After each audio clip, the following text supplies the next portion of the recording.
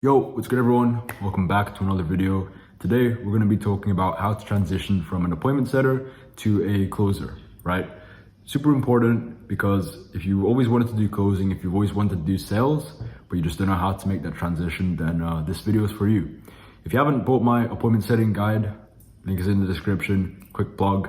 Gotten tons of good reviews and testimonials for it. It's basically everything I know up here about appointment setting, just whipped up a little guide and just selling it for everyone. So if you do want to take a look at it, link is in the description. But anyways, let's get into this. So transitioning from a setter to closer, there's a couple of questions you need to ask yourself before doing this, right? So for me personally, right now, and I'll tell you the truth here, right now I am slowly transitioning. I'm making this transition myself. So I've been setting for a while now, but in the back of my mind, I've always wanted to start selling. I've always wanted to start closing, right? And I have had experience in the past before, but it's just in the past, I did it with my own business and it didn't work out. But I really just want to get stuck in with it again. I really want to get stuck in with it again. So there's a couple questions I'm asking myself too, and then I'll show you the two ways to go about it. So first things first is like, if you've been setting, are you genuinely satisfied with staying as a setter? Because I know there's some people who are genuinely happy with staying as a setter, right? They don't mind the income. So for example, you know, maybe the income that they have, they're more than comfortable with, and that's fine. Like there's nothing wrong with it. But of course, if you want to push for more, you can either try and push for more as that setter position, or you can transition into something greater, right? But you're just going to ask yourself, like, do I genuinely want to stay here for the long run? Do I want to keep doing this compared to, you know, hopping on Zoom calls and closing people, right? Because sometimes it comes down to personal preference. It's like, what do you prefer? And if setting's already working for you personally, then there's nothing wrong with staying as a setter. Me personally, I do want to get into closing for one of the main reasons being it's a skill that once you've mastered and once you've learned, you know, you're pretty much recession proof. If you know how to sell, if you know how to influence people, then that will take you through, even if the economy goes down or if anything goes bad, at least you know how to sell, right? The second thing is, have I gotten cold hard results from appointment setting, right? Because no one, or very rarely someone's gonna take you on as a closer if you barely have any experience, or if you had a terrible experience as a setter, right?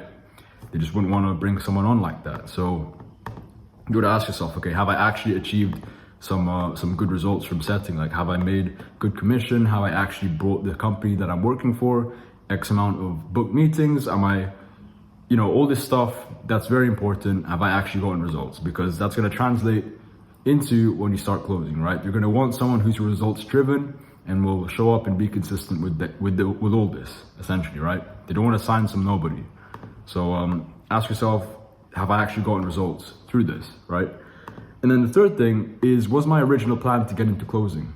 Because if it was, then continue to make this transition, right? But if it wasn't, if you just wanted to, again, it kind of ties back into the first point. If you wanted to stick with setting, then that's completely fine. That's completely up to you too.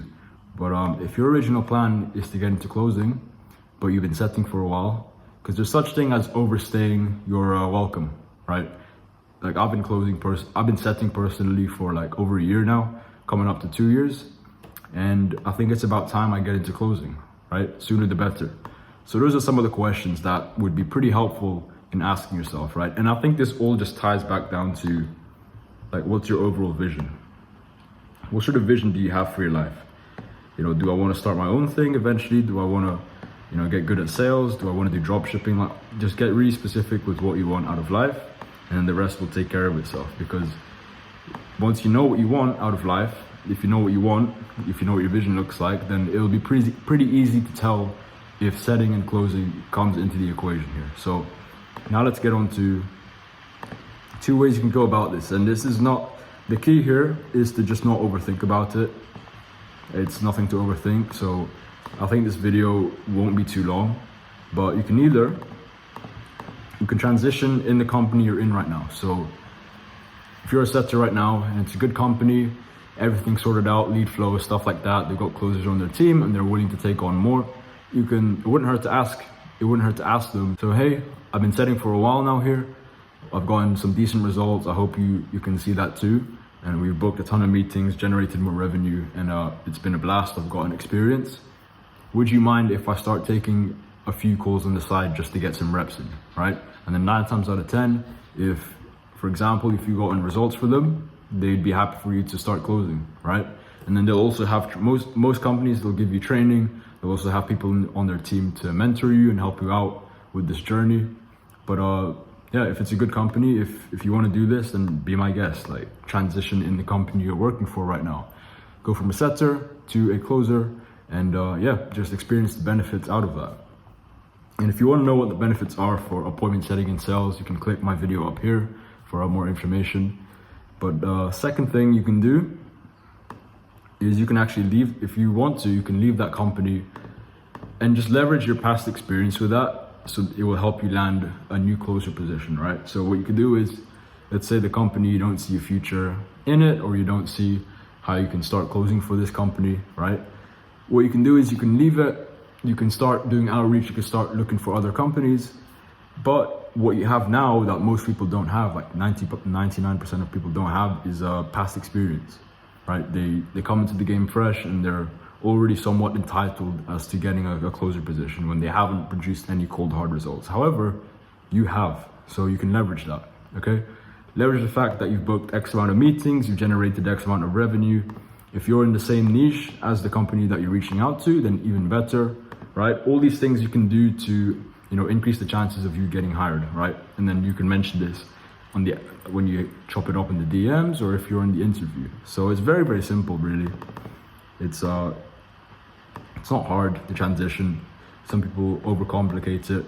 And I guess the last thing to tackle here is like more of the mindset, because some people will, and this was me too, right? This was me for a little while. It's like, what will happen if I'm like making good money, I'm pretty comfortable with setting, I'm good at it, but then when I start doing sales and closing, I'm gonna be really crap at it, right? And that mindset is A, it's keeping you stuck, and B, it's not serving you. So yeah, you might be crap in the first place. There's very much possible, right? But what are you gonna do about it? There's always something you can do about it. You can train yourself up, you can watch resources, videos, stuff like that. You can read books, you can ask for help, you can get mentors in order to speed up the process, right? Maybe you can't really avoid that. Maybe you go like 0 for 15 in your first sales call. That's completely fine, right? It's normal. It's just, I think you have to accept the fact that it is going to be normal, and this is something new, and what comes with something that's new is unfamiliarity, and you're not going to be very good at it in the first place, right?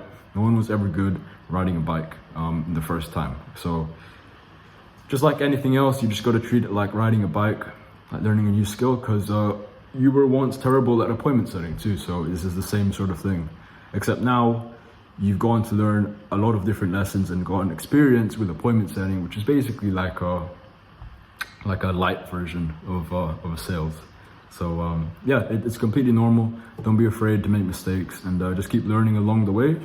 Be normal with the fact that you might have a long dry streak, and then after that, it'll follow with, when it rains, it pours, essentially, right? You might have a week after where you just close, you're on a roll, you're closing deals, and life is good again. So that's pretty much it, guys. It's not hard. Just transition from a setter to a closer. That's the whole process. And yeah, I'll document the journey too. So this is what I'm doing right now currently. And yeah, I'll make sure to speak more about this too, because I think it'll be pretty interesting. But anyways, hope you enjoyed this video. Like, comment, subscribe if you're new to the channel. And I'll see you in the next one. Peace.